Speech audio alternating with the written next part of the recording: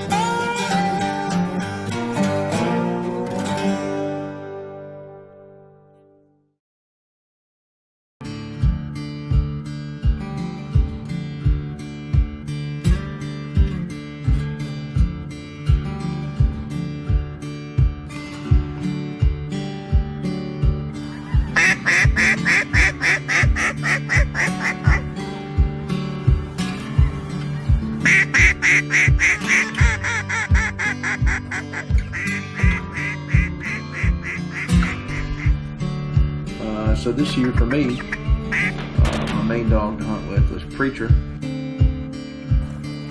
Good shot.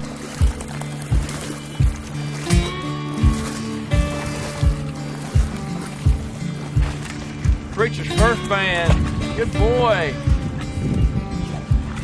I'm gonna put this on his collar.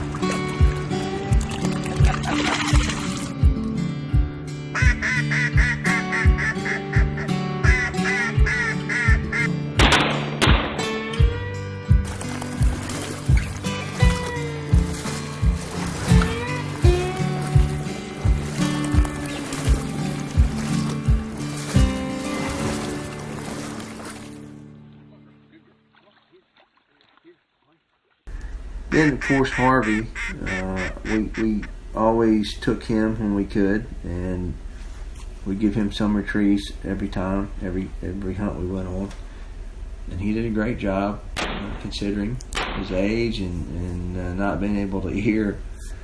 But we all go through that when we have older dogs. Harvey. It's sad to see, but at the same time, when he went hard. I was real happy about that.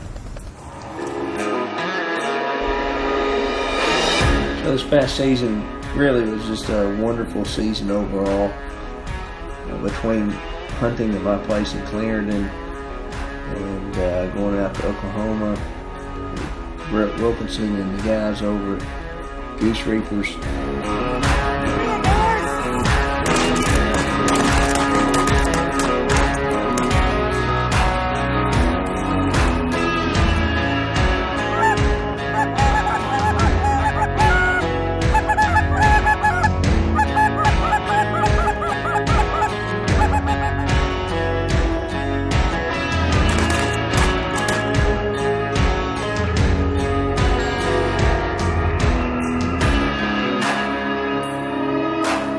It was really cool to be able to hunt with Harvey. You know, the dog that I got, Red, is actually one of Harvey's puppies. And come to find out, this is actually Harvey's last season. So it was really cool to be able to experience one of his last hunts, you know, and also being able to hunt with Red.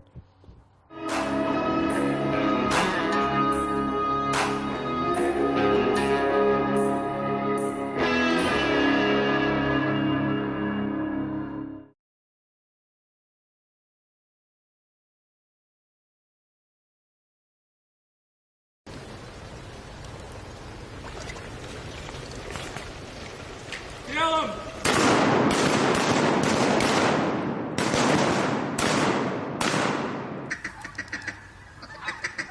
Kill him!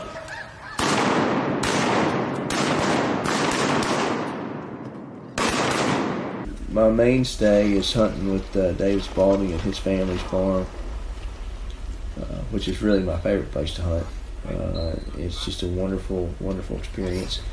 We had some just overall, it's just a wonderfully balanced full season that, you know, not every season is. I mean, some seasons we get them and some seasons we don't, and this year just happened to be a good one. So it was, I couldn't have been happier really with the overall duck season this year.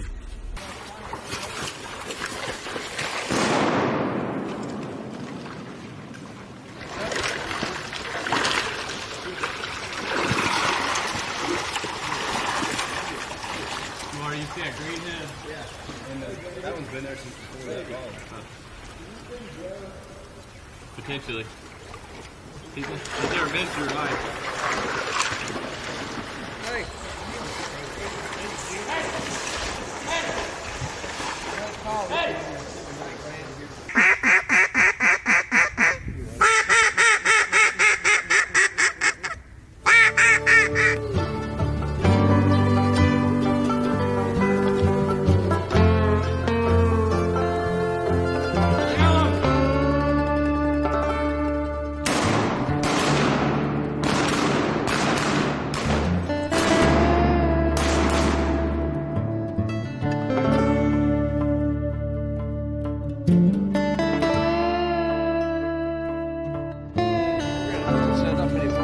Because that train's just came by. Yeah, I mean, it's going to take 10 seconds to get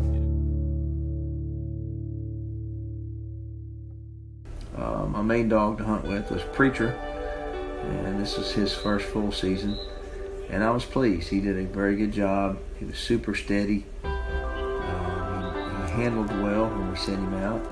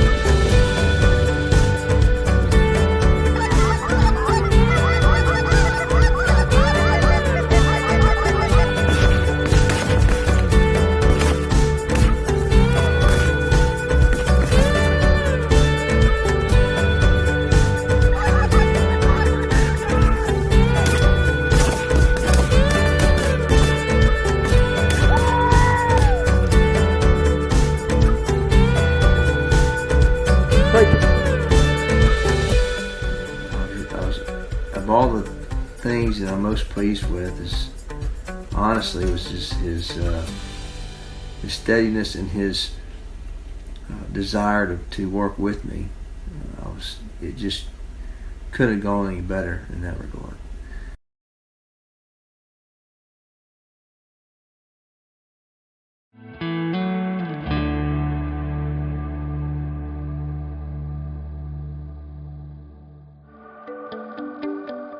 Harvey.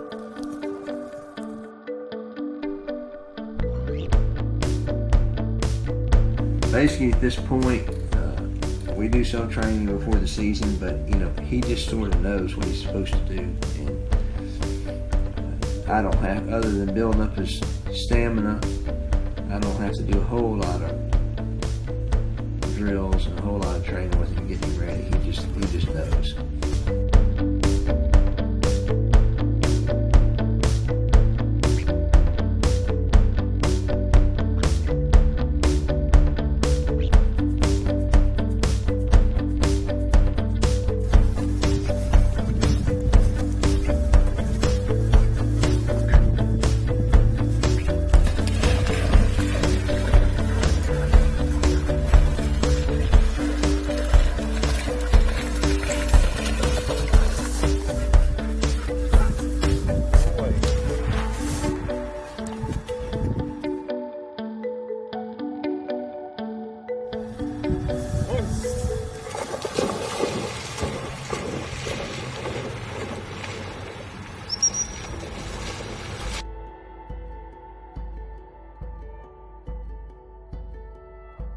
So back in the day when Harvey was younger, he was about as solid a gun dog as you could have, and now he is on the backside. And I hope when I'm in human years, as old as he is in dog years, that I'm still getting along like he is. It's sad seeing him get older, but at the same time it's rewarding to see that he still can get out there and get it done. And he's always easy to deal with. He's just my buddy.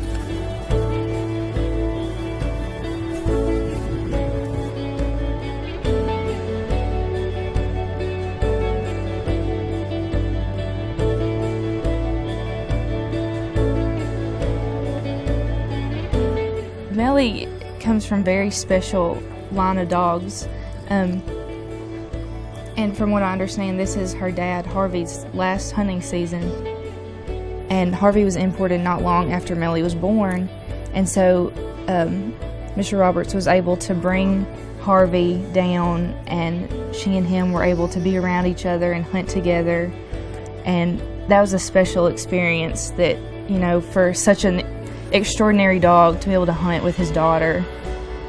I think it's important to see where these dogs come from and know what you're working with, because so many people don't understand just how important that is.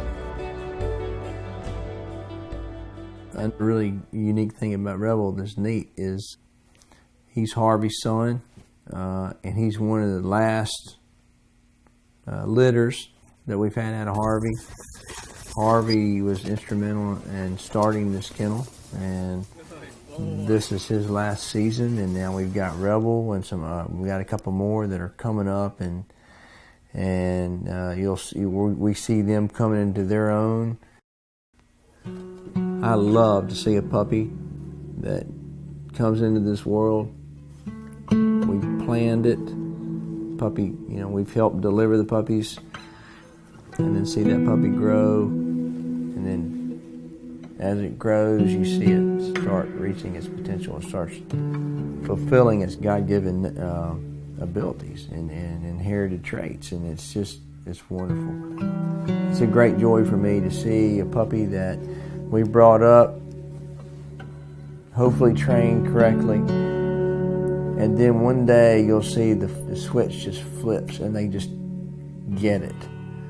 And we see it all the time, and it is so fulfilling to me, because even though he has, or she has, inherited traits to retrieve and has a good nose, it's up to us as their teachers to shape that.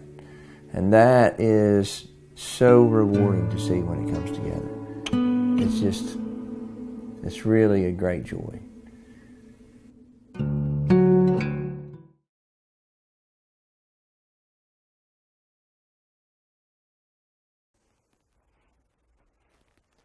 You ready to go?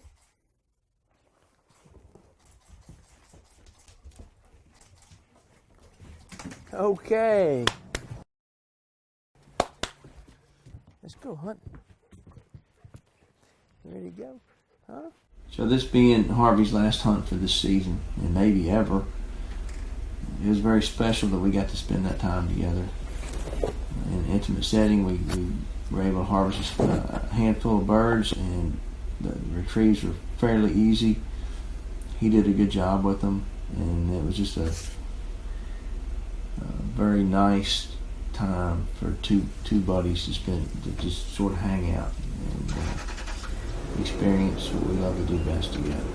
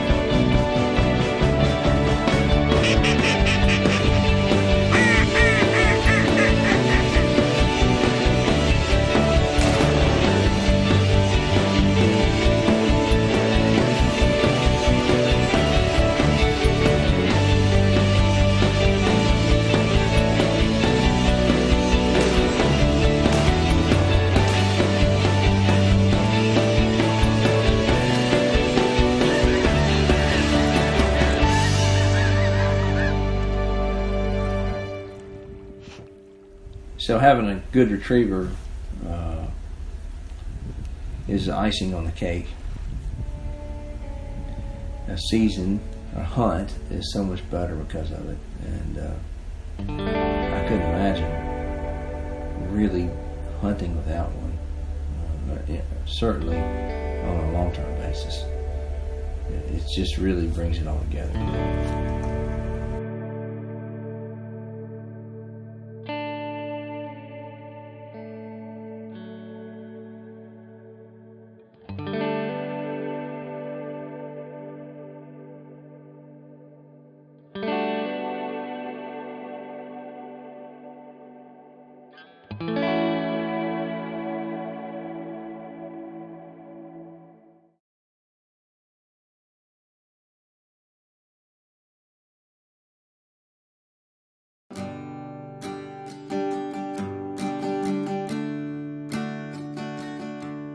Okay, so today we're going to talk about steadiness. Steadiness for a retriever is one of the most important skill sets that they can have. So many people settle, and they'll start off with a fairly steady dog, and then the dog will start breaking over time, and they just say, well, that's just what he does. Guys, just don't settle for that. There's no reason why you should have to settle for a dog that breaks. This is a quick session, and we're just going to kind of show you an overlay of some things you can do to help steady your dog. And we're going to rotate, let them go one at a time. We're going to kind of show you them monitoring each other. We got David out in the field. He's shooting a retriever trainer launcher. One thing that's really good to do is try to get with your buddies and work your dogs together before the season. It can also bring out a side of your dog that you hadn't seen. It's one thing when you're at home working them by yourself. When you bring another dog into it, they get jealous. So get with some friends and train together. Okay, so right now we've got some younger dogs. We're going to have training tabs on them. In this case, we've got a dog with no e-collar on, but we've got a flat leash. If she moves, we're going to snap it, and then we're going to heel her away from it and walk away. And when she's calm, then we'll send her. Over here we've got a dog, same thing, we've got a training tab on. This one we're using electric collar. If he moves, we can give him a slight nick. We don't believe in hurting a dog with an electric collar. We believe in just letting them know. So we'll turn up just enough to get their attention and correct that dog. At the same time, we're going to move him away. If he moves, we're going to nick him on the collar, move him away from the place board, bring him back again. These drills that we're showing you on steadiness take time. Slow is fast. We like to have a retriever that's relaxed and part of the hunt, but you don't really know they're there until you send them. That's the ultimate goal. Since they both got a little jumpy on that one, we moved them away from it, brought them back, sat them down. David went out and picked it up himself. So it's all about teaching them to relax. Okay, so Briar moved. David corrected him, moved him away, and brought him back again. Guys, it's been a great season. Thank you from the bottom of our hearts for watching Sporting Life Retriever TV. We're planning this next year. Season 2's coming on. We're excited. We got a lot of good stories to share with you. For more tips and training techniques, check out retrieveruniversity.com. And we'll see you in the field.